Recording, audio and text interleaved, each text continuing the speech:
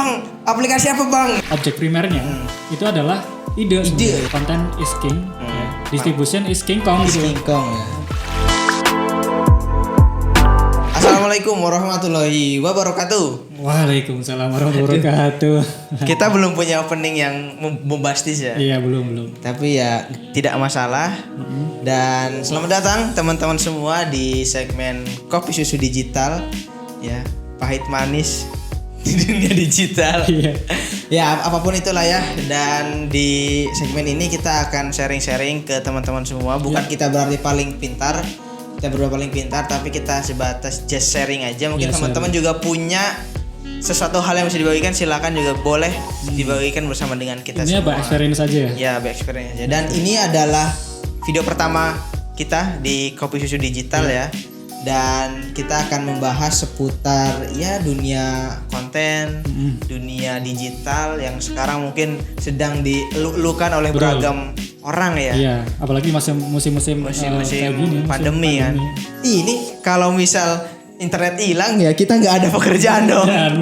Enggak, tetap bisa. Tetap ada. Nah itu makanya apakah konten yang selama ini kita lihat di YouTube atau di IG ataupun di yang lainnya itu harus terikat dengan internet dan listrik yang itu jadi sumber daya utama, ataukah mungkin konten bisa kita bahas dari sisi yang lain yang lebih luas ya? Iya. Gimana?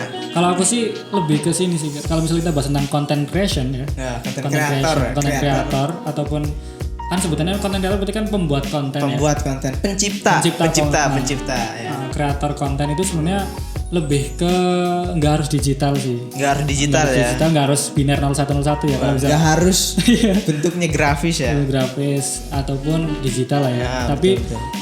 Ketika kita bicara masalah ide, gagasan dan sebagainya itu juga masuk ke ranah content creation sih menurutku. Betul. Karena kayak misal startup aja ya misal. Startup. Sepengetahuan kita startup itu ya IT ya. IT terus aplikasi gitu, ini aplikasi mobile dan sebagainya. Padahal gimana? Startup itu sesuatu yang kita mulai awal ya. Kalau kita baru mulai ternak lele ya, startup lele dong. Ada bekerja sebagai apa? Misalnya project leader di startup lele makmur misalnya. Lele makmur. Bisa jadi. Betul. Oh berarti memang itu nggak terikat ke digital dan internet of thing mungkin sekarang ya.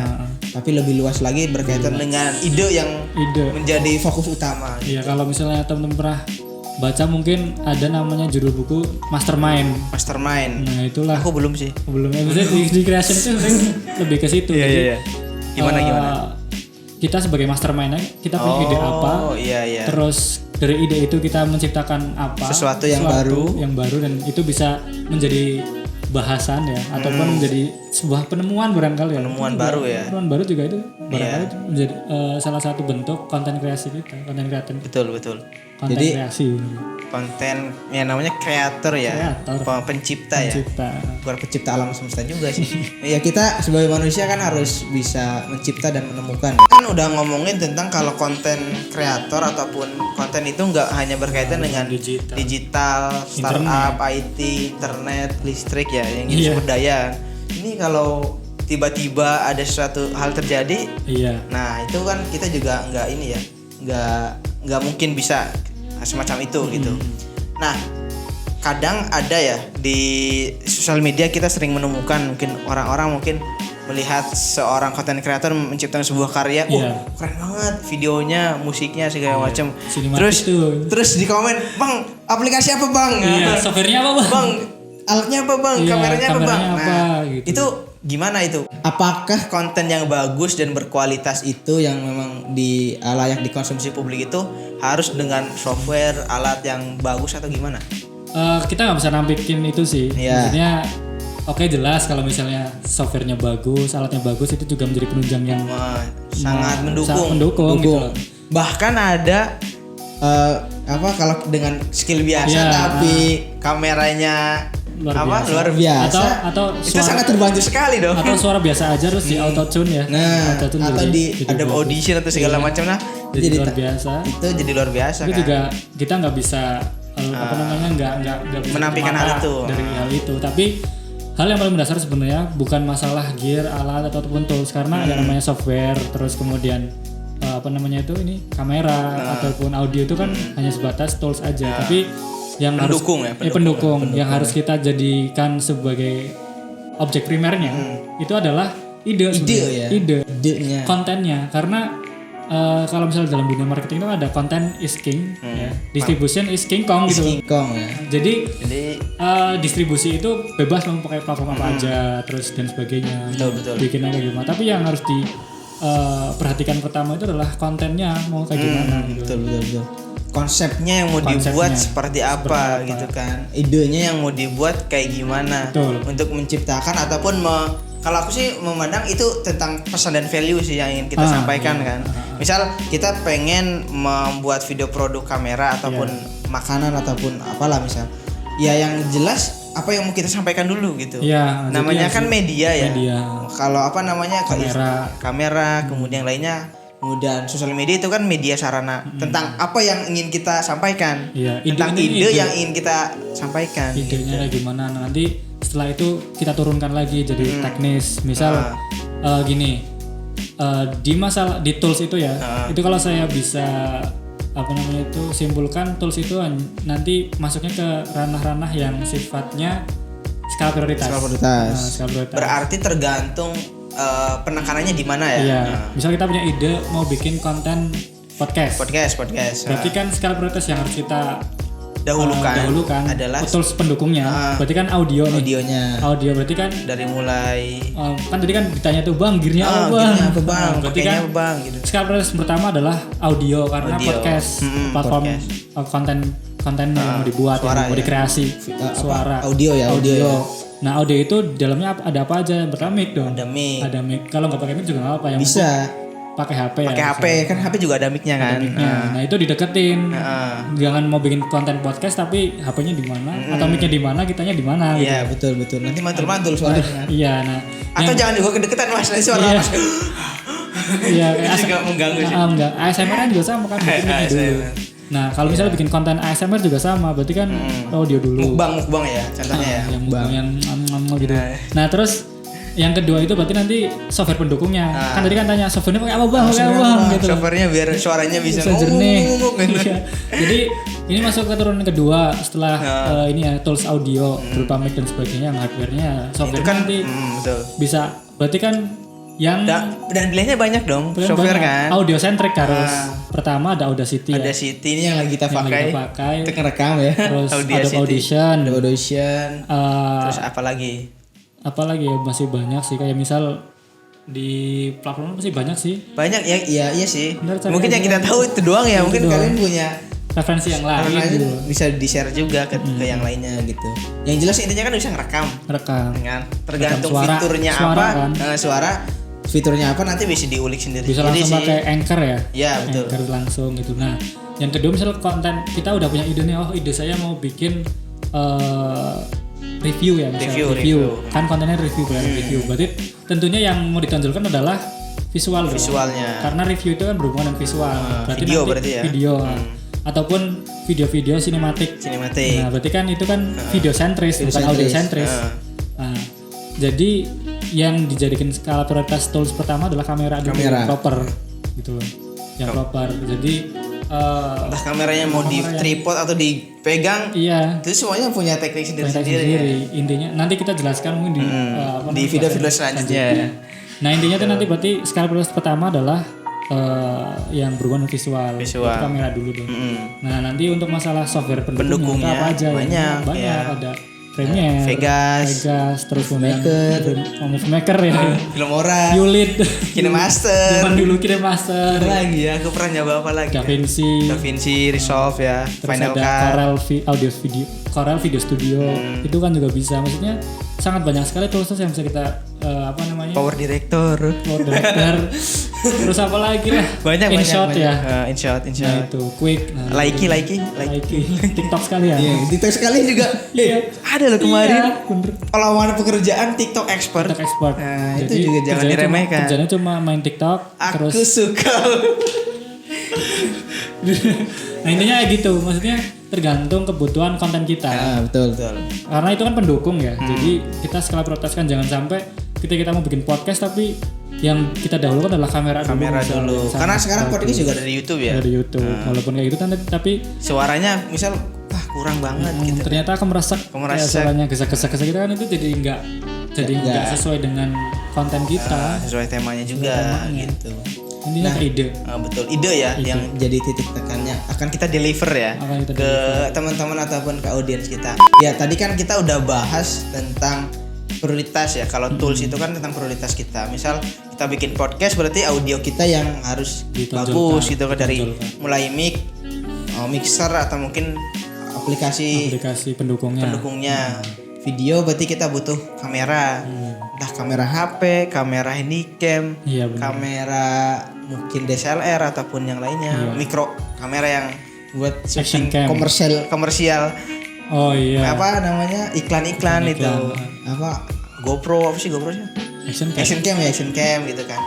Nah, itu kan udah alat untuk kita bisa mengelolanya dan menjadikan goalnya jadi konten nih. Iya benar. Nah itu berarti kan ada proses ya. Ada proses dari mulai apa dulu sih biasanya? Biasanya pre-production dulu ya, dari mulai brainstorming. Nah ini penting. Jadi sebelum kita masuk ke ranah-ranah selanjutnya ya kita harus mulai aktivitas content creation ini prosesnya agak panjang. Yang pertama itu proses pre-production, kita harus memikirkan dulu idenya apa dan sebagainya. Ditulis mungkin, dibahas, dibuat skrip dan sebagainya barangkali kalau misalnya sampai niat ya.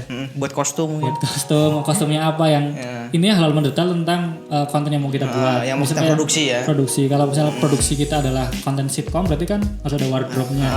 Terus harus ada talentnya, harus ada skrip dan sebagainya. Ada DOP dan sebagainya. Nanti kita bahas lebih dalam di segmen selanjutnya mungkin ya. Nah, lagi berarti setelah itu ke proses produksi ya. Produksi kayak sekarang kita lagi proses production misalnya. Kita sekarang lagi proses produksi. Jadi sebelum gambar, ngambil suara. Sebelum ini tuh kita udah ngonsep dulu ya kira-kira. Ini udah ngebul banyak ini. Apa yang mau dibahas gitu kan? Mau dibahas apa, ide atau apa sebagainya. Nah, selanjutnya adalah post production. Nah, jadi setelah ini kita akan olah lagi di software pendukung. Entah itu yang nggak harus software. Kalau misalnya mentahan gini udah bagus mau diupload nggak masalah sebenarnya. Setidaknya ngasih judul lah, ngasih titel lah, pakai Movie Maker gitu. Dan sebenarnya titel itu bisa kita titel juga penting ya, maksudnya jangan sampai titel itu karena bagian dari informasi. Nah itulah sebenarnya proses content kreasi sebenarnya dari mulai pre-production, production dan post-production. Sebenarnya sama ketika kita mau kayak ngolah makanan nggak sih? Iya, ngolah makanan. Beli bahan dulu, mikirin dulu dong. Mau buat apa dulu dong. Gitu. Jadi sebenarnya content creation itu nggak hanya sebatas kita bikin konten di YouTube, video digital enggak. Tapi kayak proses masak pun itu adalah content creation kan? Betul. Ya. Masak adalah konten. Cookies konten. Misal kita mau masak apa dulu nih gitu. Kita udah ada bayangan mau masak warga bikini Batam. Iya. Kayak kemarin yang mungkin videonya bisa ditampilkan di sini lah. Di atas ya. Iya. Nah itu. Mungkin kita mikir mau bahan apa sampai ngeset tempat gitu kan. Nah pas proses productionnya itu di proses memasaknya. Proses memasaknya, ngambil footage, ngambil bahan, ngolah bahan dan sebagainya. Tapi pas productionnya adalah makan. Ya itulah tadi proses content creation itu sebenarnya dimulai dari hal yang ide dulu. Abstrak. Imajiner, abstrak. Baru kita buat dalam bentuk tadi produksi dan post production ya sampai diupload atau mungkin sampai dikumpulkan gitu. Iya makanya kan batasan konten kita sebenarnya adalah imajinasi kita. Betul gitu. Jadi ya sejauh kalian berimajinasi aja itu kalian bisa mengeksplor hal itu kan. Iya, terus bingung Bang gimana nyari inspirasi. Nah itu jadi pertanyaan lagi kan. Kalau kalau udah kita larinya ke sana gitu. Kalau itu jadi anchornya lah ibaratnya, jadi pusatnya gitu. Kalau menurut gue ya untuk kita baru pemula dan baru memulai itu seperti kita berdua ini kita harus memperbanyak referensi sih sebenarnya. Karena kan semuanya nanti akan kelihatan kan. Misal si A itu nonton ABCD, si B nonton ABCD, itu nanti akan berbeda juga hasilnya ya. Akan kelihatan ternyata gaya editingnya si A itu kayak gini, gaya editingnya ini tuh kayak gini. Itu kembali lagi ke referensi kita. Iya, referensi sih. Ketika kita sudah mengamati referensi kita, tinggal ditiru aja. Betul. Ntar lama-lama juga kita akan menemukan rules kita sendiri sih. Cara kita sendiri ya, gaya kita sendiri. mungkin gaya kita itu akan bercampur baur ya. Betul.